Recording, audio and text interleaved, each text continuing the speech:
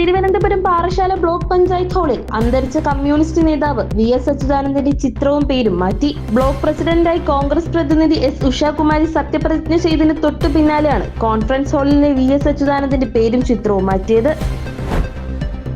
സംവിധായകൻ PT കുഞ്ഞുമുഹമ്മദിനെതിരെ ചലച്ചിത്ര പ്രവർത്തകർ നൽകിയ ലൈംഗിക അതിക്രമ പരാതിയിൽ സർക്കാർ നടപടികളിലെ കാലതാമസത്തെ രൂക്ഷമായി വിമർശിച്ച് സിനിമാ രംഗത്തെ സ്ത്രീ കൂട്ടായ്മ വുമൺ ഇൻ സിനിമ മുഖ്യമന്ത്രിയുടെ ഓഫീസിൽ നേരിട്ട് പരാതിപ്പെട്ടിട്ടും മറുപടിയില്ലായിരുന്നുവെന്നും FIR ഇട്ട ദിവസങ്ങൾക്ക് ശേഷമെന്നും WBC സമൂഹ മാധ്യമങ്ങളിൽ പങ്കുവച്ച കുറിപ്പിൽ വിമർശിച്ചു. അറസ്റ്റ് ചെയ്ത് ജാമ്യത്തിൽ വിട്ടതിലൂടെ PT കുഞ്ഞുമുഹമ്മദ് രക്ഷപ്പെട്ടുവെന്നും അല്ലെങ്കിൽ അയാളെ രക്ഷപ്പെടുത്തിയോ എന്നാണ് കൂടെയുള്ളവർ വിശ്വസിക്കുന്നതും സിസ്റ്റം ആർക്കൊപ്പമാണ് നിൽക്കുന്നതെന്നും ഇതിലൂടെ വ്യക്തമായിരിക്കുമെന്നും കൂട്ടായ്മ പറഞ്ഞു. രാഷ്ട്രീയ ഭേദമന്യേ അതിജീവിതന്മാരെ നിശബ്ദമാക്കിക്കൊണ്ടിരിക്കുകയാണെന്നും ഇത്തരം സംഭവങ്ങളിൽ ഗവൺമെന്റ് പ്രഖ്യാപനങ്ങളുടെ മെല്ലെപ്പോക്ക് പൊറുക്കാനാകില്ലെന്നും WCC വ്യക്തമാക്കി. പാലക്കാട് ചിറ്റൂരിൽ നിന്നും ഇന്നലെ കാണാതായ സുഹാൻ എന്ന 6 വയസ്സുകാരന്റെ മൃതദേഹം കണ്ടെത്തി. 21 മണിക്കൂർ നീണ്ടുനിന്ന തെരച്ചിലിനൊടുവിലാണ് കുട്ടിയുടെ മൃതദേഹം കണ്ടെത്തിയത്. കുട്ടിയുടെ വീട്ടിൽ നിന്നും 300 മീറ്റർ ദൂരെയുള്ള കുളത്തിൽ നിന്നാണ് മൃതദേഹം കണ്ടെത്തിയത്.